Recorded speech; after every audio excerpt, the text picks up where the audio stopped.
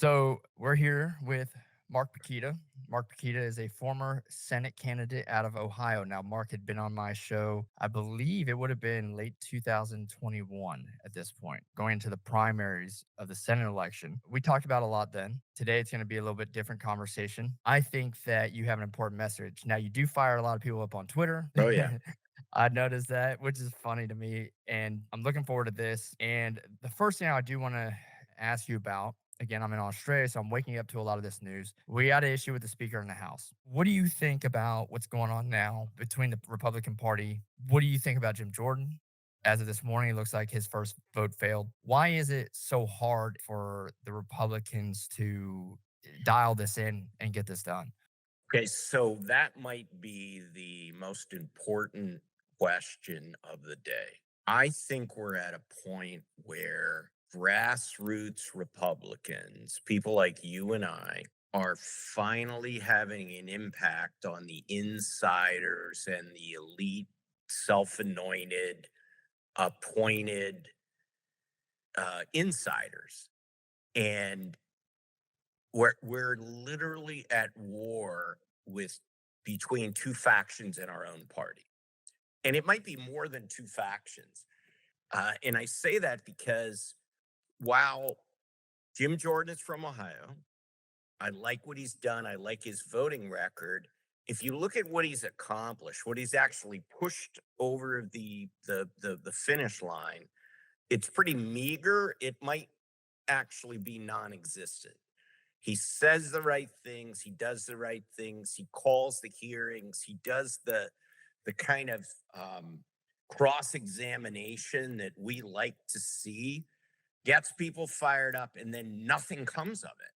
No subpoenas, no referrals to the Department of Justice, nothing. It just goes nowhere. And so maybe we have three factions, and I hadn't really thought about this. We've got uh the Rhino faction, the in between faction, and the Patriot grassroots faction. And I think the grassroots faction now has said, we figured this out and we're not going to allow it anymore. And not only are we not going to allow it, but we're going to have some memory. And we're going to take a guy like Don Bacon and we're going to primary him. We're not going to forget about his holding out, because their holding out on this is strictly narcissistic self-interest.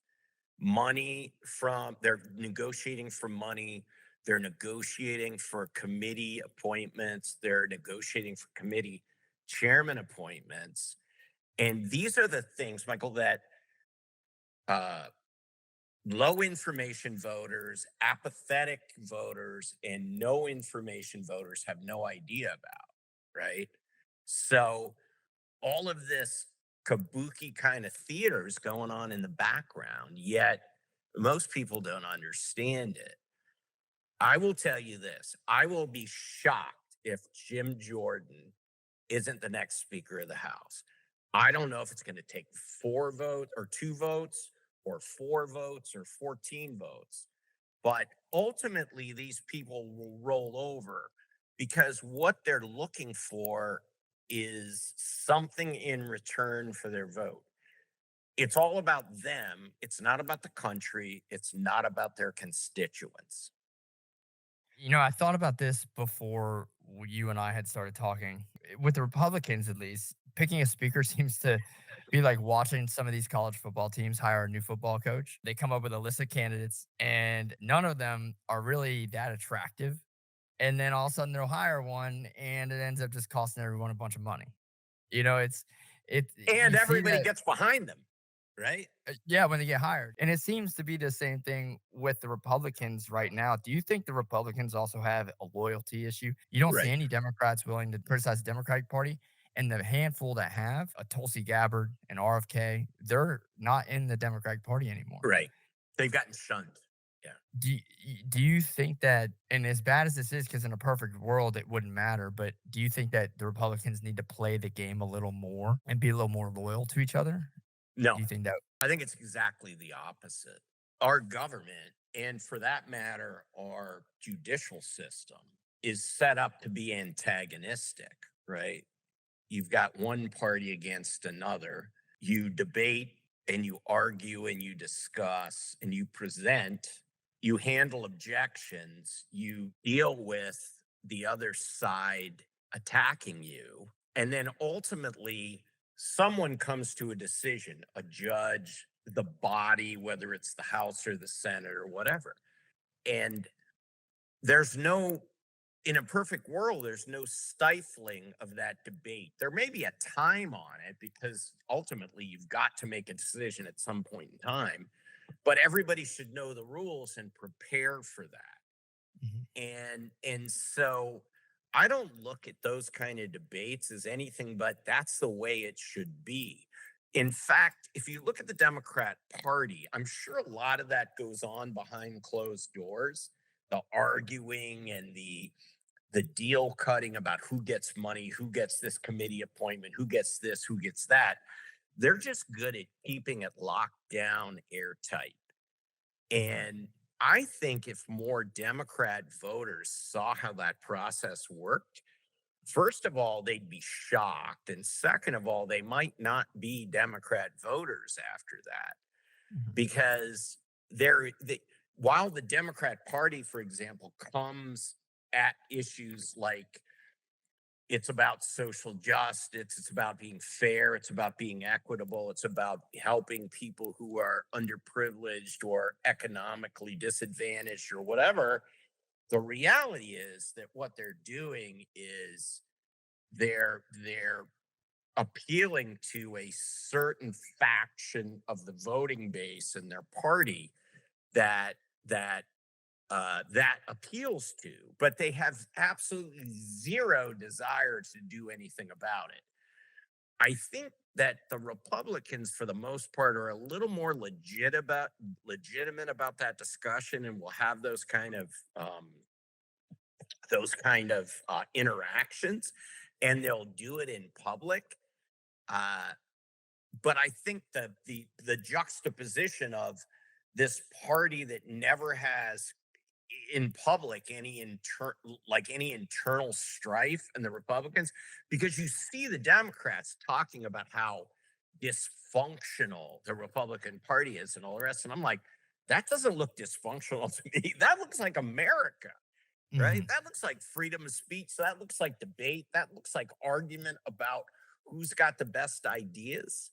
And so I think that's the issue. And I think that's what we as conservatives need to be helping folks that are persuadable in the middle understand. We're the party that's willing to have those kind of debates in public. Okay, so you're saying it's actually healthy, and I think I it's can totally I can healthy. I can get behind that. I can agree. I Yeah. just look, I'm from the outside looking in. You've experienced being in a race in the United States. You've obviously learned a lot about this process, and now you're actually more of an advocate at the moment for the conservatives. And so you're kind of seeing some of the behind the scenes. Now, I don't know if you listen to the PBD podcast, Patrick Bet Oh yeah. David, great Oh show. yeah. Matt Walsh was on there last week. He started talking about how McCarthy actually had recruited a lot of these representatives that he felt entitled to being speaker and whatnot. But when he started saying that he recruited them, is that how this works? Like, not just anyone can run and be a good candidate, but it's going to come down to basically who already in office likes you and how you can benefit the people that are already there instead of more so how you can benefit the people that you're going to be representing. Yeah. It's the former rather than the latter. So the Republican machine has what I'd call a succession planning flow chart or organization chart. So a guy like Kevin McCarthy knows I'm up here and I have these people here and there are these slots here and there are these people below that. They're um, state house members, they're state senate members, they're big donors, they're big um, activist or think tank people, and we're going to slot them into these positions and we're going to support them with a lot of money. And I would say that 95% of the decision making has to do with can they get through the primary, not the general election, the primary. So I look good because I back this person.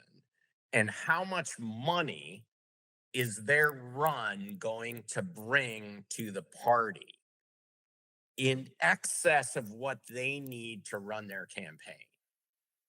So for example, I talked to a number of California candidates, kind of insurgent candidates, while I was campaigning, and they all said to me, before I can get any money from the California Republican Party, I've got to raise 250 grand. Okay. So let's just put this into context.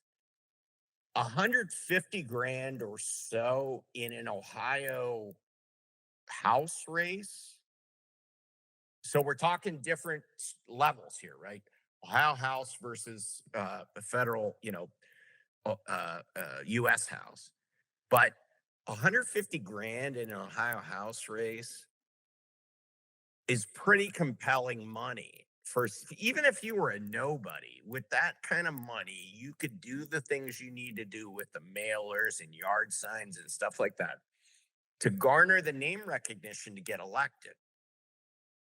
And what California GOP was saying to them was, get almost twice that before we'll give you any money. So you're gonna get 250 grand and give it to them, and then they're gonna start giving you money. Why would you do that? Why would you just not Yeah. take that money yourself? Right? Well, that's what taxes is too, right? I mean, it's especially state. You're gonna pay the federal government for them to give it. I think you're the one that brought this up to me in Ohio. Why are we paying? Why was Ohio giving so much to the federal government only for them to give it right back? Yeah, so In a that's sense. tax wise. That's different than Yeah. this, Well, but at the it's same time, almost the yeah, same kind of concept, right? yeah, Like, yeah. give us it's exactly the same kind of That's what I concept. was. I Yeah, hadn't that's thought where I was about getting at. that, Yeah. man. This is great. So this is good. Give them 250 grand and get 25 grand back. With the money part, what I'm learning, just off a lot of my research, is where this money comes from. And you start seeing why there's support in certain areas from certain candidates. We'll go into that here in a little bit. But I know a little bit about your background. You're a big business owner, and I believe you sold your business, right? Or you Yep. may still have it. Okay. So Nice one. you've been a very successful person. And I'm sure a lot of your campaign, at least in the beginning stages, was self-funded. But is campaigning profitable? Is that why a lot of these people are like presidential candidates too that know that they're not gonna win? Is this a profitable venture for them? So, great question. Um, and good topic for people to know. So, is it profitable? So that depends on how you define profitable. If you're a Senate candidate like me and you put in $500,000 of your own money like I did and you lose, most people would say that's not profitable. Now, I would beg to differ because of what I did, not so much because of the name recognition I garnered, but there are a lot of people across Ohio who said, holy cow, uh, everybody else, the minute that election was over, they just went underground. I call them cicadas, right? Mhm. They'll pop up the next time an election comes up. So if you look, I would like to say, if you look in at Wikipedia and you say, uh, U.S. Senate candidates in Ohio cicadas, 4 years from now, they'll have a thing that says these people are going to pop up, right? Because they just literally go away, right? And I didn't coin the cicadas thing. Someone at an event I was at said it, and I was like, oh my God, I'm stealing that. You don't have it trademarked. I'm going to steal it. So is it profitable? From that perspective, no. But here's where it's profitable. You look at a guy like Frank LaRose in Ohio, who's our Secretary of State, believes that there's no election fraud in Ohio, was a never Trumper, but Trump endorsed him last time. It's a weird kind of thing. and he's running for the U.S. Senate. He's raised like 800 grand. Everybody else, Bernie Moreno, Matt Dolan, have millions and millions of dollars. So why is Frank LaRose running? Frank LaRose is running on other people's money, right? He's not going to spend much of his own money. I mean, he might lend it to campaign, but he'll get it back at some point in time. He's going to use those donations to basically garner name recognition so more people know his name when he runs for governor in a couple of years. Mhm. And so that's what it's all about. Because then when you become governor and you can sway things like businesses coming into or not coming into the state and what they get in terms of state funding, that's where you get the payoff, right? Mhm. Whether the payoff is contributions to your campaign or a free driveway or a stock tip or whatever it is, we know what they all are. We've watched Nancy Pelosi's stock portfolio, right? The Twitter account or whatever. So that's where it really hits home, and that's where it really becomes profitable. So if you look at decisions being made like by those nasty eight right now in the House, and you really look at why they're doing what they're doing to impede Jim Jordan's speakership, you start to understand what's going on. It has nothing to do with their constituents. It has nothing to do with whether this is better for America or not. It has everything to do whether it's better for them and their bank account. So I don't even remember what had brought me up to start doing this research, but I started researching these labor unions and their spending. And that led me down a deep rabbit hole into the NEA Yep. in some of these public sector labor unions. But the private sector, while not as serious, still have a huge influence over the Democratic Party. And I say the Oh, yeah. Democratic Party because it is so one sided, it's ridiculous. But with the NEA, I want to throw a few things out here. You probably weren't aware of the specifics, but the NEA, which is for those that don't know, the National Education Association, they have a few different categories of spending. They have their political lobbying spending that they report as actual political expenditures. But then they have grants that are, you would imagine, supposed to be used for teachers if they Robert Reich had a tweet. This is what actually got me onto this was Robert Reich's tweet saying, That guy is a massive. Well, he's not massive because he's really short. He's a yeah, little scumbag. yeah, he's a So communist in the word go. yeah, It's when he had tweeted about teachers struggling to buy classroom supplies, but you want to criticize the NEA, get rid of the teachers union, but teachers can't even afford to buy classroom supplies. I'm like, well, why is it? Why is it that these unions exist, but workers are still getting screwed? And with the NEA in 2020, the Strategic Victory Fund, which is one of the top super PACs for the Democratic Party, and it was literally created in 2020 for the purpose of defeating Donald Trump, also started by George Soros. They had given a grant, not listed as political lobbying, but a grant for $17 million, two. the NEA, to the Strategic Victory Fund. Then they started donating money to an organization called When We All Vote. And this organization is listed as a bipartisan entity, but targets registering voters, particularly in Pennsylvania. Georgia is the biggest one, Arizona, and these states that were really up for. There's a lot of, Wisconsin, yep, Michigan. Yeah, yeah, I get it. Swing state. mainly in Georgia though, and they claim they reached out to about it was well over 10 million voters. Now they had received multiple grants in the form of $200,000, $150,000, and so on. Guess who started this nonprofit organization? I don't No know if you idea. have it. Michelle Obama in 2019. It is co-chaired by Stacey Tom Hanks. Abrams. Nope, no, no, oh no, no, hold on, let me finish. It's co-chaired by Tom Hanks, Megan Rapinoe, Steph Curry, Selena Gomez, and J Lo. Oh Jesus. Now, Stacey Abrams, you have another one called the Fair Fight Action. Fair Fight Action is also listed as a nonpartisan voter engagement. This is only in Georgia.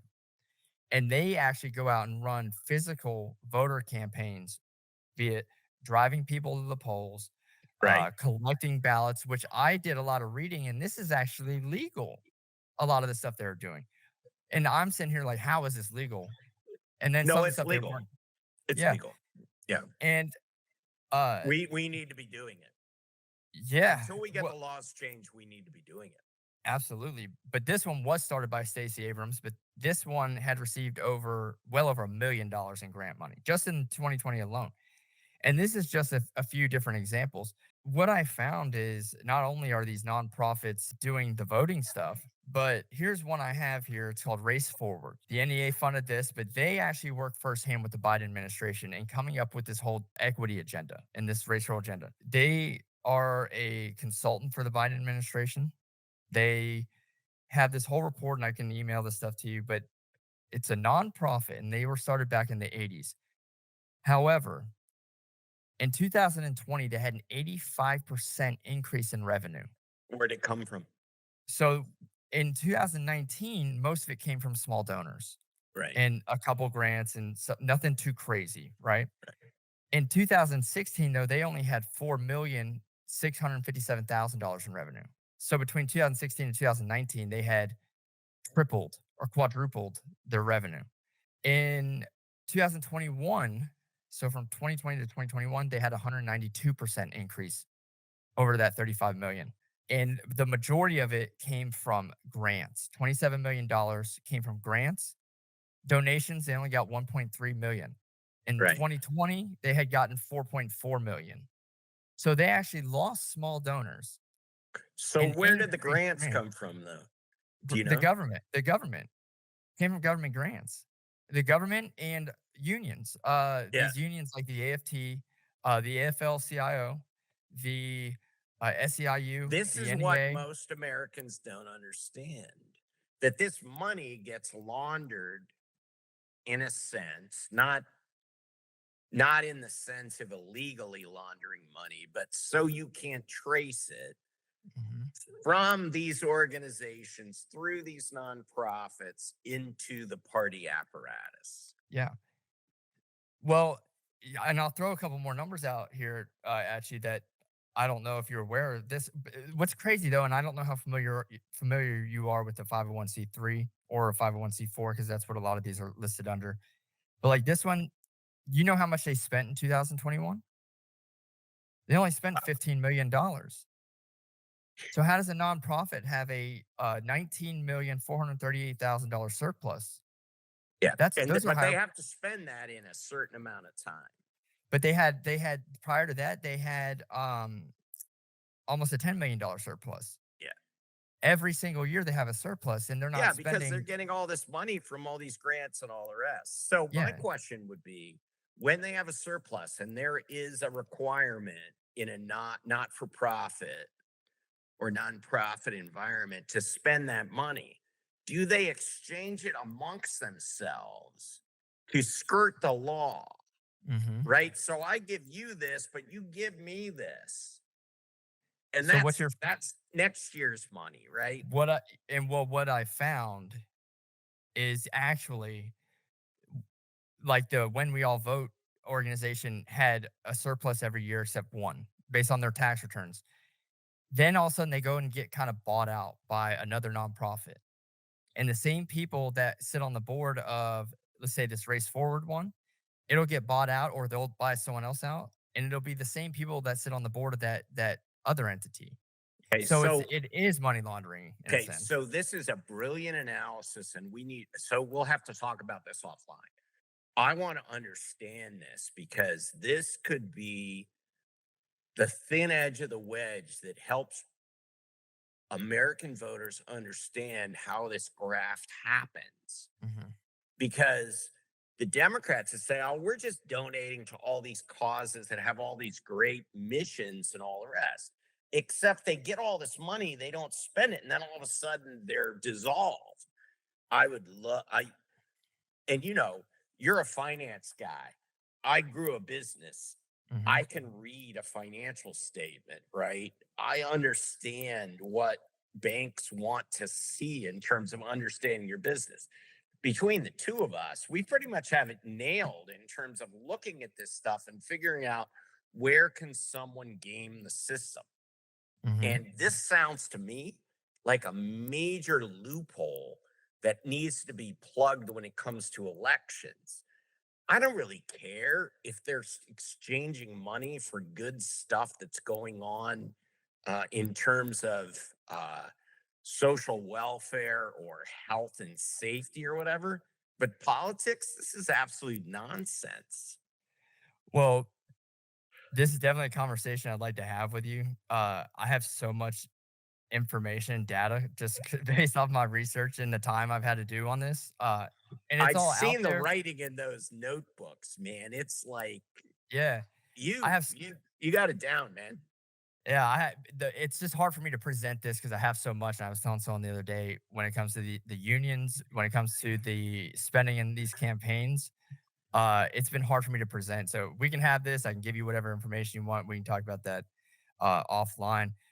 Going back to some of the spending, though, another thing I'll hit on, and then we can move on to the next topic here. But was the super PAC spending in 2016 between Clinton and Trump. And a lot of the Republicans have been guilty of the super PACs coming into now, right? And that was a big thing people always said on Yeah. the Koch brothers and all that. Right. It was even in 2016 between Democrat and Republicans of around 250 or 260 million, I think. In 2020, though, the Democrats went from having around 250 to 270 million in super PAC spending to 1.1 Yeah. billion It was over dollars. a billion. Yeah, I remember Yeah, that. the Republicans had doubled their super PAC spending from like 250 to 500 million. So how is it possible for a party to completely, I mean, what is that? That's a 5 times multiple in spending? Yeah. So if you go to those super PAC FEC filings, can you tell who donated the money? Because I haven't done that. So I You don't can't know. you can't because, well, there's a couple websites that have traced some of the money back. What's funny is super PACs, and this can go on with both parties, right? Is you don't have to disclose the Okay, that's people, what I thought. And I wanted to but bring that out to people. you So can. in my campaign, right, you had, and I forget the limit, but it's really low. I think it's 25 bucks. I forget what it is, but we didn't care. We disclosed everything. In a campaign, you get a donation, you have to disclose who it comes from. Uh, the limit is certainly below $1,000, Mhm. right? I forget what it is, but it's something below that. It may be 1,000 or below it. Yeah, I No, think a I think thousand's the it's highest. I think it's below 600, but Mhm. anyway. So what you're talking about is people giving millions of dollars and being able to hide because they're part of this super PAC. And so why don't you explain what a super PAC is versus a regular PAC and what they're supposedly hiding behind? So, from my understanding, a PAC or political action committee is a little bit more direct. That's going to be money that was donated directly to the campaign for the campaign to spend the money on whatever they need campaign wise. Right. It's a lot more limited, and you have to actually disclose Your who's donors. donating, right? A super PAC is kind of the opposite. It's indirect. So they can donate money to an organization or a nonprofit that's going to spend on the behalf of the campaign. But they Let's say can't coordinate with the campaign. no, but a lot They of these, can't coordinate with well, like I said with Race Forward, they actually do work for the Biden administration, providing reports, providing data, right, analytics. right, So maybe they're not coordinating prior, but they definitely are after someone wins. And it has right. to be somewhat coordinated because someone has to get that agenda out there. And Yeah, when you start yeah, looking at the overall agenda, it's too close in all the different yeah, organizations to not be yeah, coordinated. right. What I found is with the super PACs, it is a great way for foreign influence Yep. because non-disclosed money. There was actually a big billionaire out of Switzerland that had funded money into the Soros super PAC, and they're not a resident or a citizen of the US. Arabella. Yeah, Arabella. exactly. Yeah. And this can go on with both parties in the form of the Yeah, super PAC. yeah, for sure. for sure. But the spending was so overwhelming in 2020 with the Democratic Party. It's like, whoa, something happened here. So this is why I don't understand why so many. I do understand it. Okay, so I'm not going to be stupid here. Why would so many Republicans, be so opposed to campaign finance reform that took PACs, super PACs, uh, businesses, and unions out of campaign finance? Oh, And because they're cut from the same cloth, all of them. right, so my answer to my own question is exactly that, because they're getting money from these people. If you had to exist only on campaign donations from actual voters, the whole landscape would change overnight, right? Yeah. Yeah. Where you're gonna find the funding for the super PACs, it's gonna be hard to find someone on an individual basis, someone who's personally throwing $1 million into one of these organizations because of that. They're not having their taxes disclosed. They're not having their annual financials disclosed. But what you will find is when you go and look at the financials of the super PAC, it may not have the person who donated the money, but it does have the specific donations and the specific amounts that were donated by anonymous people. And you can go and you can say, well, I do know that unions are donating to these organizations. I know businesses are donating to these organizations. And if you can find the financials, like I was able to go through the NEAs and these other unions, you can start matching up the contributions. Can you do that? Yeah, I mean, You I've can been do able that. to. Yeah, because they have to disclose who they give money to. The union does. Okay, So that's brilliant. I've never seen that done yeah, before. the unions file their financials every year. So you can go and look at their LM2 filing for, let's say, 2020 or whatever, and it'll have the PACs or the organizations they donated money to.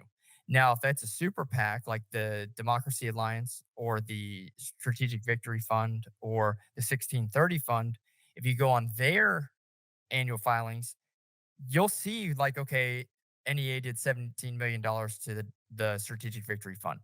On the Strategic Victory Fund's form, it'll say it won't have a name. It'll just have the $17 million contribution. Right, right, right, right, right. But because you're looking at the other end of it, Exactly. that's where That's where it ties together.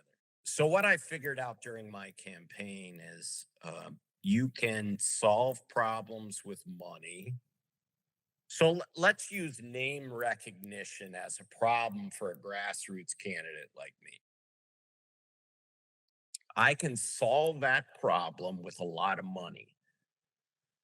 I can do TV ads, I can do radio ads, and I can work to garner name recognition because people see me 17 or 18 times on TV.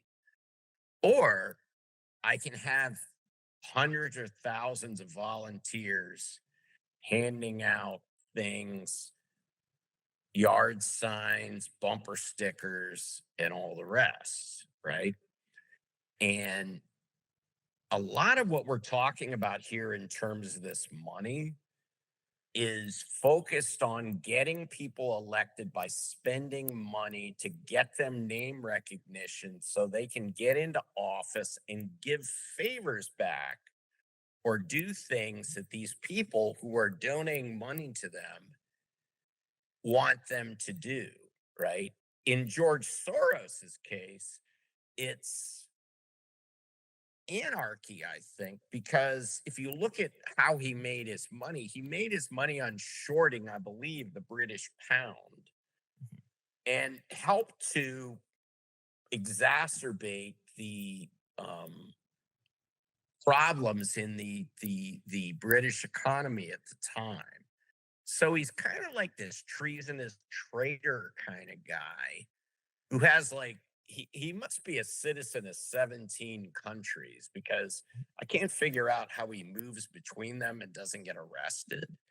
But I think if he goes back to his home country of Hungary, he'd be arrested. But so this game gets played. And I think we're finally figuring out what that game is and how it works. And these people are literally losing their minds because we have figured this out. You figured out, give money to this organization, they give it to this super PAC. But we can figure out who it is because we can see these filings. But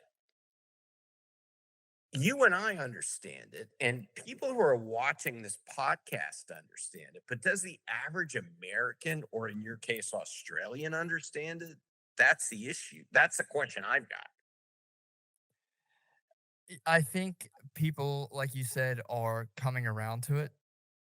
I think that because of technology these days, thankfully, I'm able to go on the internet, and now they have these digital filings of people's tax returns that now allow this stuff to be disclosed. Whereas before, even though, if you had a publicly traded company, everything's public, but before you would have had to have either been on a call or you would have had to have somehow gone and requested that those documents. It was a lot harder process. Now it's easy.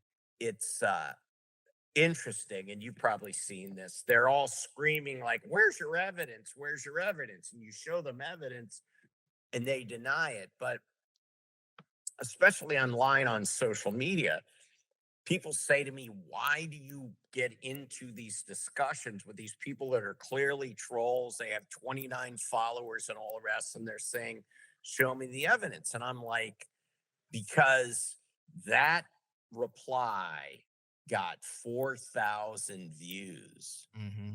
And those views are from people who were lurking, perhaps, I don't know this, but perhaps trying to figure out, how do I want to vote in the next election? And they see the data and they're like, okay, that data makes sense to me. So this is why I say to people, it is not a waste of time on social media to reply to people about these kind of things, but do it in a way that isn't like, it's not high schoolish, it's college or grad schoolish. Like, yeah, you say this about maternal mortality after having a child. And oh, by the way, does anybody know how many women die between like 9 months before and 9 months after they have a baby in the United States? It's 700 a year, less than one person per state per month, right? Now, that's awful that there's even one, but this is not some huge, pervasive, like crazy problem we've got. And oh, by the way, today we looked at some stuff. How many of those moms had substance abuse, alcohol abuse, and or obesity comorbidities? And the minute I brought that up, this gal who's going to run for office in Missouri blocked me, because it's like, you finally found the thing that I can't refute with nonsense. Like, people can go find this data and tie it all back to the numbers. And now I'm screwed. So I'm going to block you. Well, that Yeah, is not a person who wants to get to what's best for Missouri. That's a woman who wants to do what's best for her in getting elected. absolutely. I agree. And the biggest thing that comes to mind with that, first of all, it's all about optics, right? And I often Right. say what's politically favorable is never really economically favorable. We see that with Or tax. socially favorable for that matter. Yeah. Yeah. Well, yeah, great point. Tax reform is the biggest one. When they start talking about the tax cuts that Trump gave the rich, come to find out, he didn't give the rich tax cuts. It just turns out that they would benefit more because they're the only ones really paying taxes to begin Yeah. with. And let's And take that up another level. Why are we discussing tax cuts versus spending cuts?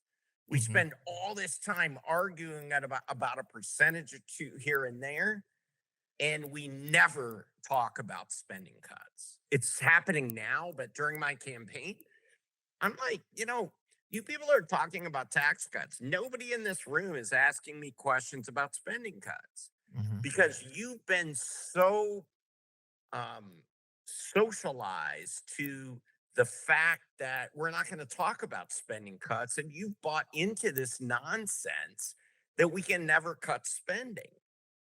And I'm saying if you came into the United States as you were acquiring the United States as a private equity fund or an acquirer, the first thing you would do is look at where are our revenues coming, where are our expenses coming from, what are our competitive advantages, where are our competitive disadvantages, look at it strategically and decide what to do.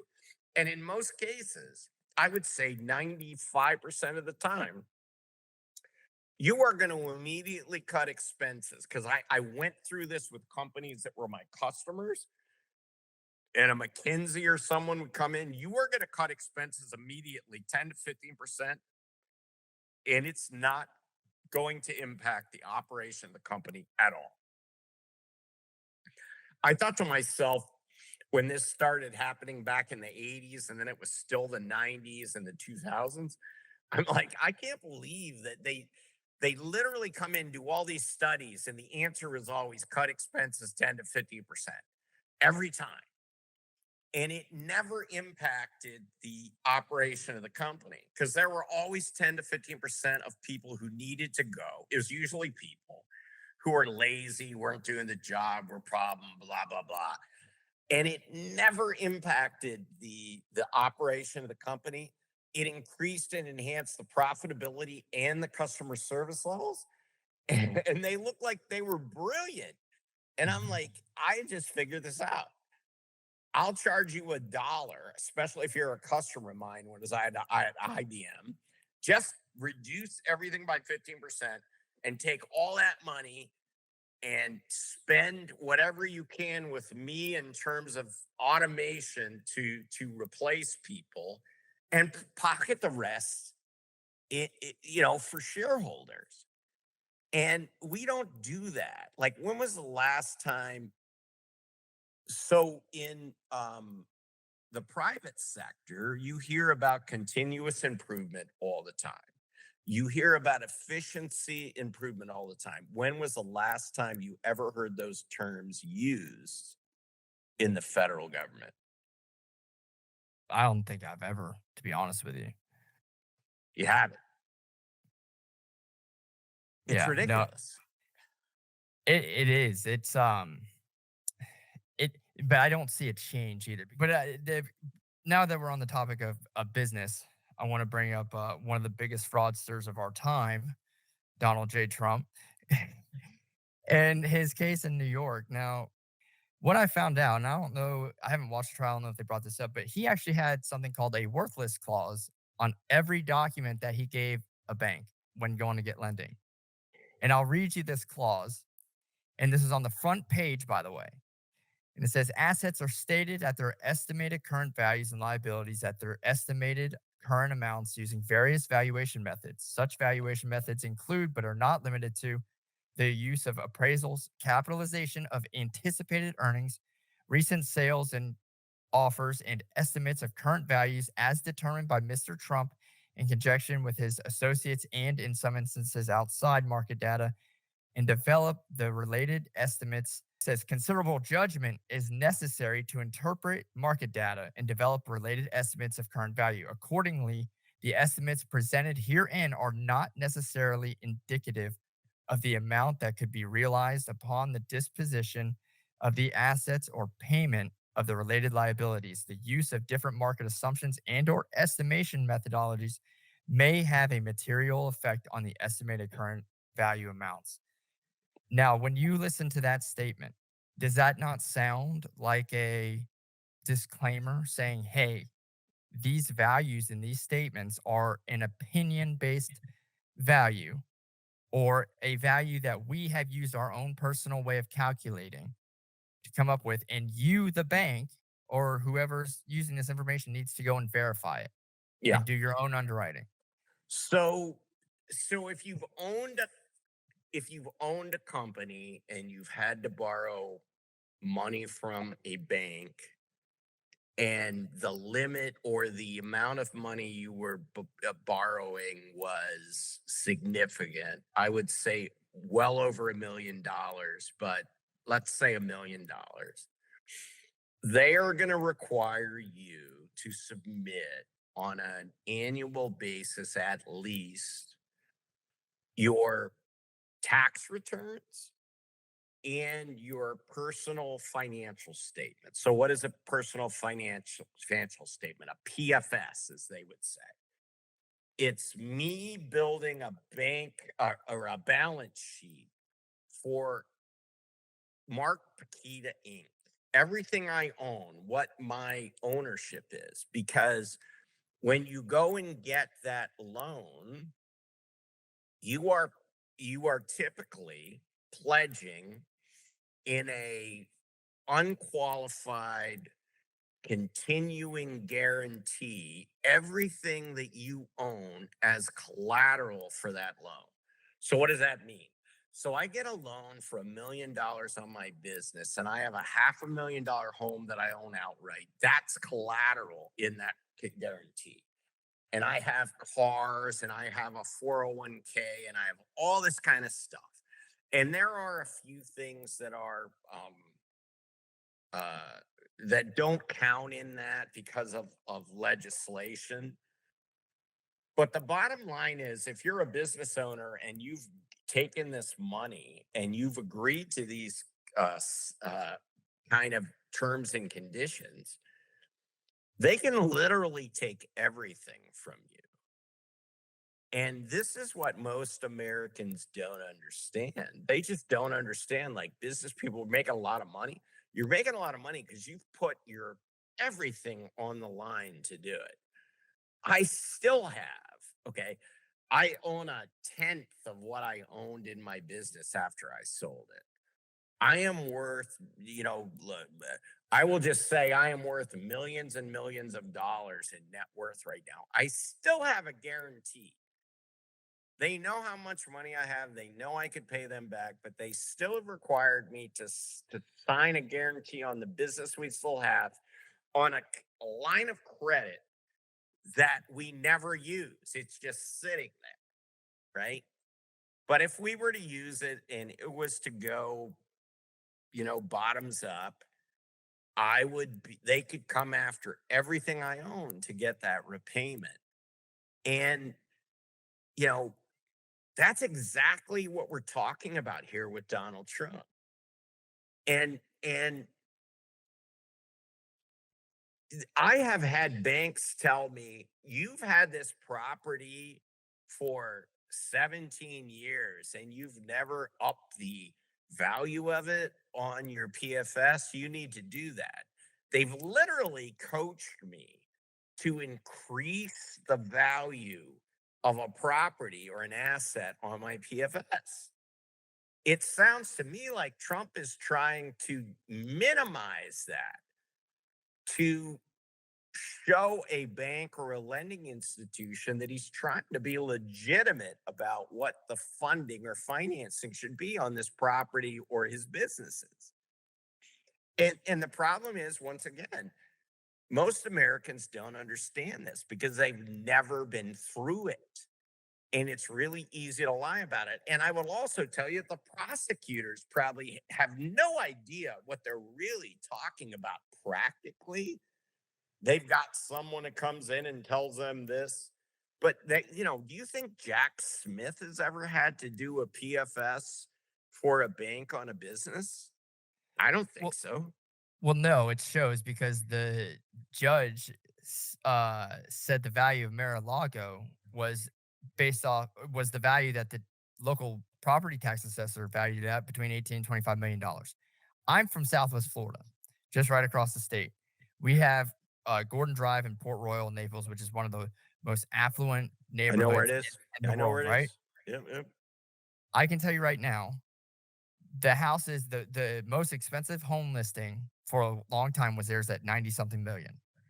I know that that same home listing sold for over 50 million, I believe around 2016ish or so. So several years ago before inflation, it's sold for that, and it's nowhere near as big as it is. It's nowhere near the size I know of it. I Mar-a-Lago. I probably have walked by that house when I've been down there. I Yep. love looking at those homes. They're unique and all the rest, but you know that they're going to cost that kind of money. And there is, when you look at that home and actually you look at it and you think, yeah, that could be worth that much money down here. Yeah. And then you go across the state and you see Mar-a-Lago, you're like, this has got to be 10 times that Yeah. at a Mar- minimum. Mar-a-Lago brought in $25 million in revenue alone for the Trump organization. So they're not even calculating in the business aspect of this. Right. Right.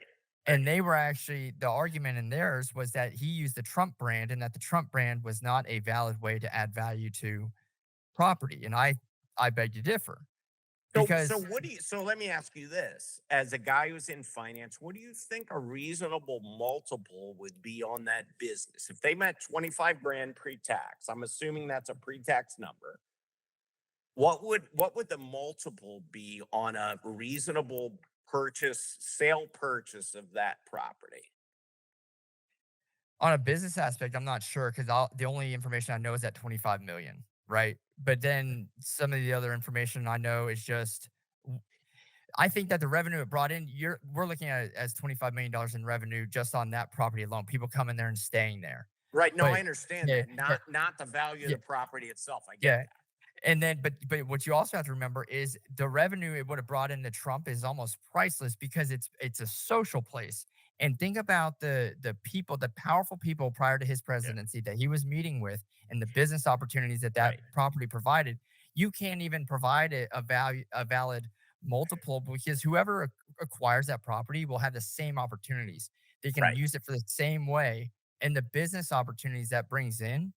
So Right. the only way you can even value the property is to take the business out of it and still just Or value it as a actually have a property. sale of the business. Yeah, that Right. or or or Yeah. in this case, I'd say because they're talking about just the real estate and the valuation of the real estate. We'll look at it as what other homes it sold. 1610 North Ocean Boulevard, Palm Beach, Florida. It had a 1.31 acre lot with water access to the inland passageway or right there where the pass is up top. So Right. Right. not the beach, but not the inland waterway, but still water Yeah. access. I got you. It sold in 2019 for $25,500,000. It's $2,278 a square foot. If you use that same multiple, so this is a house that actually sold. A Mar-a-Lago, just the building, 62,500 square feet, 128 bedrooms, 20,000 square foot ballroom alone. So just the building, not the 20 acres or the 17 acres that it sits on. Yeah. Mar-a-Lago is worth $142 million. Right. Now, Mar-a-Lago has beach access and inland waterway Yeah. access plus 20 Plus acres. all the rest of that acreage. Yeah. Then add the business part, Right. right? Which, so when you start asking about, well, what about just the business end and the multiples? Well, it's almost irrelevant because they're talking about him valuing his property and getting loans against the property. They say that he can't use the Trump brand. Well, the Trump brand is the business. So if you Right. even take all that out of it, Mar-a-Lago is still $500 million. Yeah. It's so at a minimum, we're talking 150 to $200 million in valuation just on the cash flow of the business. Yeah. Forget about the assets, what it generates or what it's worth, right? The Hmm. purchase. It could be $1, and we're still more than 10 times what they're saying he was suggesting in his personal financial state, or what was suggested in the tax 17 million or 18 million that was on his tax return or whatever. Yeah. Which he doesn't This set, by the way. The county sets that. exactly. And I'm like, the so what this proves to me is how stupid most Americans are about how they're paying taxes and why they're paying taxes and why they make decisions on things like school levies that they shouldn't be making. And I'm looking at this as a nice time for people to get not woke, awakened about this kind of stuff because it's absolutely ludicrous. Yep. And what's funny is